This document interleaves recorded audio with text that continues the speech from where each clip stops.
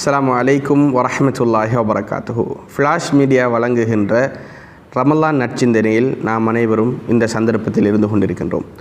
நாளும் ஒரு நபித்தோழர்கள் வரலாறோடு நான் உங்களை சந்திப்பதில் பெருமகிழ்ச்சி அடைகிறேன். இன்றைய தினம் ஈமானில் முந்திக்கொண்ட சுவர்க்கத்திற்கு வாழும்போதே நன்மாராயணம் சொல்லப்பட்ட சஅத் இப்னு அபி வக்காஸ் ரலியல்லாஹு அன்ஹுடைய வரலாறு சம்பந்தமாக ஒரு சில துணுக்கு குறிப்புகளோடு உங்களை சந்திக்கலாம் என்று ஆசைப்படுகிறேன். அன்புள்ள சகோதர சகோதரிகளே, சஅத் இப்னு அபி வக்காஸ் ரலியல்லாஹு அன்ஹு அவர்களை பொறுத்தவரைக்கும் இஸ்லாத்தினுடைய ஆரம்ப கட்ட காலத்திலே இஸ்லாத்தில் நுழைந்தவர். வரலாறுகளில் கிட்டத்தட்ட 4, 3, 5 அந்த இடைப்பட்ட நபர்களுக்குள் இஸ்லாத்தை தழுவியர் என்று குறிப்பிடப்படுகின்றது. அது மட்டுமில்லாமல் நபிகள் நாயகம் ஸல்லல்லாஹு அலைஹி வஸல்லம் உடைய தாய் வழி நெருங்கிய உறவினர்களில் ஒருவர். சஅத் ரலியல்லாஹு அன்ஹு அவர்களை பொறுத்தவரைக்கும் ஆரம்பத்தில் இஸ்லாத்துக்குள்ளே வந்தபோது முதலாவது சோதனை பாச சோதனையால் இவர் சோதிக்கப்படுகின்றார். சஅத் ரலியல்லாஹு அன்ஹுடைய தாய் மீது இஸ்லாத்துக்கு இவர் வருவதற்கு முன்னாடியே, ஈமான் கொள்வதற்கு முன்னாடியே அளப்பெரிய ஒரு அந்நியோன்யத்தை கொண்டிருந்தார்.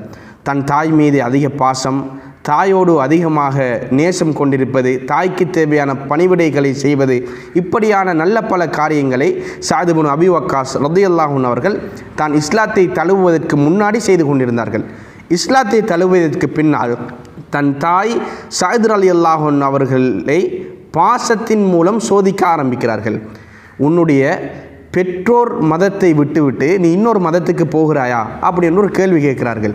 கேள்வி கேட்டது மட்டுமல்ல, நீ இந்த புதிதாக ஏற்றிருக்கின்ற இந்த மதத்தை விடும் வரைக்கும் நான் உண்ணவும் மாட்டேன், பருகவும் மாட்டேன் என்று சொல்கிறார். அன்புள்ள சகோதரர் சகோதரிகளே, சோதனையில் உச்சகட்ட சோதனை நெருங்கிய உறவுகள் இந்த உலகத்தில் நம்மை விட்டு பிரிந்து போவது. இந்த சோதனையால் கடுமையாக சோதிக்கப்படுகிறார்கள் சஅத் இப்னு அபி வக்காஸ் ரலியல்லாஹு அன்ஹு. ஏற்கனவே தாயை தாயாக கருதாமல், ஒரு தாய் என்ற மதிப்பு மரியாதை வைக்காமல் ஒரு சாதாரண வாழ்க்கை வாழ்ந்தவருக்கு இது ஒரு புதிதாக பெரிய ஒரு காரியமாக இருந்திருக்க மாட்டாது. ஆனால் ஏற்கனவே தாய்க்கு பணிவிடை செய்து தன் உயிரே தாய் என்று நினைத்து கொண்டிருந்தவர், தாய் இறுதி வரைக்கும் சாப்பிடாமல் பசித்திருந்து தாகித்திருந்து மடிந்து விடுவாரோ என்று எண்ணுகின்ற அளவுக்கு தாயினுடைய நிலைமை நாளுக்கு நாள் கவலைக்கிடமாக ஆகிறது.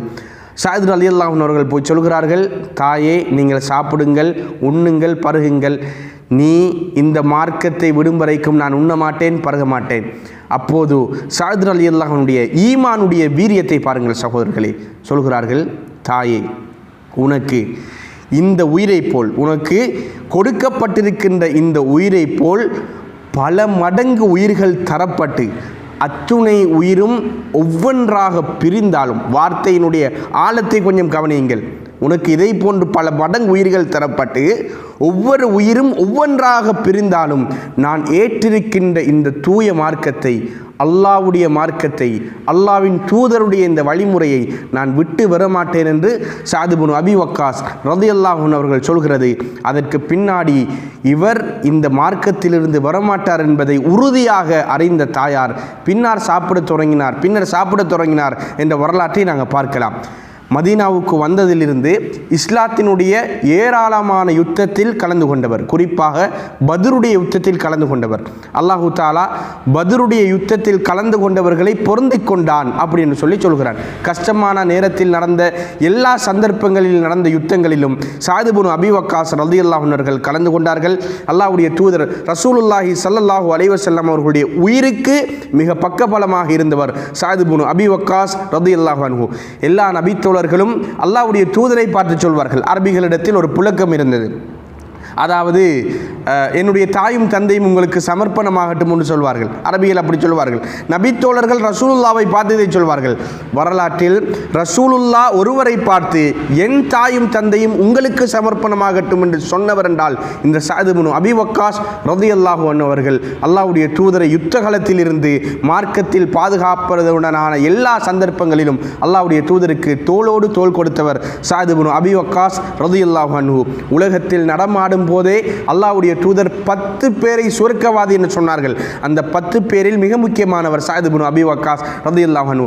அபூபக்கர் ஃபில் ஜன்னா, வ உமர் ஃபில் ஜன்னா, வ உஸ்மான் ஃபில் ஜன்னா, வ அலி ஃபில் ஜன்னா, வ சஅத் ஃபில் ஜன்னா, வ சயீத் ஃபில் ஜன்னா, வ தல்ஹா ஃபில் ஜன்னா, வ ஜுபைர் ஃபில் ஜன்னா, வ அப்துர் ரஹ்மான் இப்னு அவுஃப் ஃபில் ஜன்னா. இந்த உம்மத்தினுடைய நம்பிக்கையாளர் அமீனு ஹாதிஹில் உம்மா அபூ உபைதத் இப்னு ஜர்ராஹ் என்று அல்லாஹ்வுடைய தூதர் ரலியல்லாஹு அன்ஹும் அஜ்மஈன் இந்த 10 பேரும் வாழும் போதே சுவர்க்கவாதிகள் என்று சொன்னார்கள். இதில் அல்லாஹ்வுடைய தூதர் யாரை சொன்னார்கள்? சஅதுன் ஃபில் ஜன்னா, சஅது சுவர்க்கவாதி அப்படின்னு சொன்னார்கள். அந்த அளவுக்கு வாழும் போதே உலகத்தில் சுவர்க்கவாதி என்று முத்திரை கூட்டப்பட்டவர். இவருடைய வரலாறுகள் பலது இருந்தாலும் இவருக்கென்று ஒரு ஸ்பெஷல் இருக்கிறது. என்ன ஸ்பெஷல் என்று கேட்டால், சஅத் இப்னு அபி வக்காஸ் ரலியல்லாஹு அன்ஹு அவர்கள் கையை தூக்கி இறைவனிடம் பிரார்த்தித்தார்களாக இருந்தால் அல்லாஹ் அந்த பிரார்த்தனையை தட்ட மாட்டான். அன்புள்ள சகோதரர்களே, இதற்கு பெரிய ஒரு வரலாறு இருக்கிறது. சஅத் ரலியல்லாஹு அன்ஹு அவர்கள் உமர் ரலியல்லாஹுடைய ஆட்சி காலத்தில் ஷாம் தேசத்துக்கு ஒரு கவர்னராக அனுப்பப்படுகிறார்கள். கவர்னராக அனுப்பப்பட்ட சஅத் ரலியுடைய ஆட்சி சரியாக இருக்கிறதா என்பதை உளவு பார்ப்பதற்காக உமர் ரலியல்லாஹு அன்ஹு அவர்கள் ஒரு படையை அனுப்புகிறார்கள். ஒரு டீமை இவர் எப்படி ஒர்க் பண்ணுறாருன்னு பார்த்துட்டு வாங்க அப்படின்னு சொல்லி அனுப்புகிறார்கள். இந்த சந்தர்ப்பத்தில் எல்லாருமே சொல்கிறார்கள், அழகான நேர்மையான நீதியான ஆட்சியை செய்து கொண்டிருக்கிறார். ஆனால் ஒரே ஒரு இளைஞன் சொல்கிறார், மக்களுக்கு மத்தியில் இந்த சஅத் நீதம் செலுத்துவதில்லை, சரியாக மக்களை தொழுவிப்பதில்லை என்ற ஒரு அபாண்டத்தை சஅத் ரலியல்லாஹு அன்ஹு அவர்களுக்கு சுமத்துகிறார்கள். மனமுடைந்த சஅத் ரலியல்லாஹு அன்ஹு அவர்கள் இறைவனிடத்தில் கையேந்துகிறார்கள். யா அல்லாஹ், என்னை பற்றி பெரும் ஒரு அபாண்டத்தை இவன் சுமத்துகிறான். பாதிக்கப்பட்ட உள்ளம் மனம் வருந்தி அல்லாஹ்விடத்தில் கையேந்துகிறது.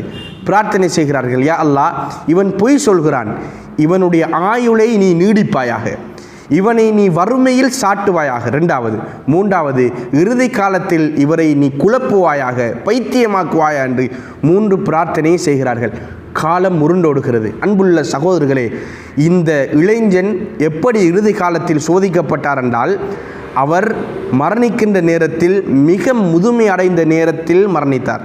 எந்த அளவுக்கு முதுமை என்று கேட்டால், ஒருவர் அவரை கூப்பிட்டால் தன் கண் புருவங்களை தூக்கி அவருக்கு பதில் சொல்கின்ற மாதிரி அல்லாஹு தஆலா முதுமையில் இவரை சாட்டினார்.